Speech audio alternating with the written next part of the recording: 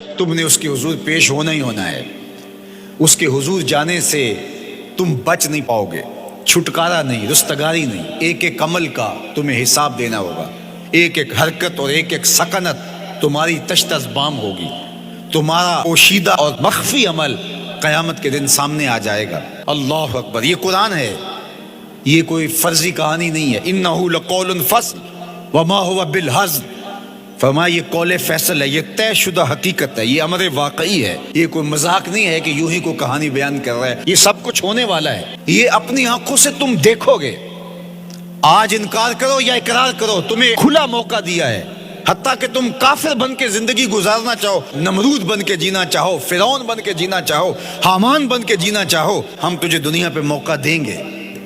لیکن یہ نہیں ہے کہ جب زندگی کی بساط لپیٹے گی پھر کام ختم ہو جائے گا. نہیں، یہ تمہیں ہمیں فرصت دی ہے، پھر ہم نے تم سے حساب لینا ہے. ایک ایک عمل تمہارے سامنے آئے گا. اللہ اکبر. ذرا غور کیجئے.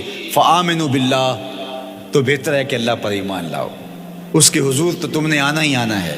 بہتر نہیں ہے کہ جیتے جی آ جاؤ، پھر لوگ تجھے اٹھا کے لائیں گے. اچھا نہیں ہے کہ اپنے قدموں سے چل کے آ جاؤ. کی آگ سن لوک یعقوب تینوں جدوں ٹر پہ سر منہ کج کے تو پھر جو کفن کی تنیوں میں لپیٹ کر کے تجھے لے کر کے جایا جائے گا. تو اچھا نہیں ہے کہ اپنے قدموں سے خود چل کے مالک کی دہلیز پہ چلے جاؤ. ایک حدیث میں آتا ہے کہ اللہ بندے کو اپنے سامنے سے ہٹنے نہیں دے گا جب تک اس سے 4 سوال نہیں کر لے گا. آپ دیکھیے، میں دیکھوں کیا ہم ان سوالوں کے جواب دینے کے لیے اپنے آپ کو تیار کر رہے ہیں. پہلی چیز، اللہ پوچھے گا عمر کہاں گزاری. دوسرا سوال، اللہ تعالیٰ علم کے بارے میں پوچھے گا. جو پڑھا تھا بتا، عمل کہاں تک کیا. خلوت، جلوت، زندگی، شام و سحر تیرے اس سیکھے ہوئے علم کی مطابقت میں تھے یا علم عزت دولت کمانے کے لیے پڑھا تھا. تیسری بات، اللہ پوچھے گا مال کمایا کیسے، اور مجھے بتا مال خرچ کہاں کیا.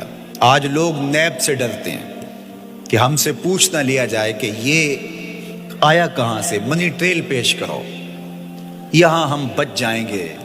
کوئی مکر، کوئی دھندا، کوئی فریب چل جائے گا، کوئی پریشر، کوئی افرادی قوت، کوئی سیاسی اثر و رسوخ، کوئی رشوت، کوئی سفارش، کچھ نہ کچھ تو راستہ نکل ہی آئے گا. اور آج کی دنیا میں صرف یہی پوچھا جاتا ہے کمایا کہاں سے. یہ نہیں پوچھا جاتا خرچ کہاں کیا. جیسے چاہو خرچ کرو، لیکن وہاں سوال ہوگا وفیما انفقہ، خرچ کہاں کیا. یہ سوال بھی کیا جائے گا. وعن جسم ہی فیما ابلاہ، اور جسم کے بارے میں پوچھا جائے گا اس جسم کو دی ہوئی توانائیوں کو خرچ کہاں کیا. بعض روایت میں ان شباب ہی فیما ابلاہ، جوانی کے بارے میں پوچھا جائے گا تیری جوانی کے خوبصورت دن کہاں گزرے. مجنو بن کے چوکوں میں کھڑا تو نہیں رہا، پارکوں کے گرد پروانوں کی طرح گھومتا تو نہیں رہا، تیری نظر بدکاریاں تو نہیں کرتی رہی، اپنی خواہشات کا غلام بن کے زندگی تو نہیں گزاری، تیری ساری رات 4 انچ کی سکرین کے اوپر بدکاریاں کرتے بسر تو نہیں ہوئی. پوچھا جائے گا بتا جوانی کہاں گزری. جوانی مستانی ہے یہ کہہ کر کے تو نے ہر ضابطے سے چھٹی تو نہیں کر لی تھی، یا جوانی کے تقدس کو تو نے محفوظ کیا اور راتوں کی تنہائیوں میں اللہ کے حضور سجدہ ریزی کرتا رہا. میرے اور آپ کے آقا و مولا نے فرمایا جو جوان جوانی میں توبہ کرے وہ اللہ کو محبوب ہے. اللہ اکبر. اور اللہ جن 7 لوگوں پر اپنے عرش کا سایہ کرے گا ان میں سے ایک شخص کا ذکر کرتے ہوئے فرمایا وَشَابٌ نَشَأَ فِي عِبَادَةِ اللَّهِ، وہ جوان جس کی جوانی اللہ کی عبادت میں گزری. قیامت کے دن جب کوئی سایہ نہیں ہوگا اللہ اسے اپنے عرش کا ٹھنڈا سایہ عطا فرمائے گا. میرے مخاطبین جو اس وقت میرے سامنے موجود ہیں بالمشافہ، اور پوری دنیا کے اندر جو اس وقت مجھے دیکھ رہے ہیں، ان میں زیادہ تر تعداد نوجوانوں کی ہے.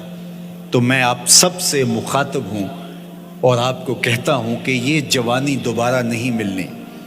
بندہ کہتا ہے بڑھاپا آئے گا دیکھ لیں گے.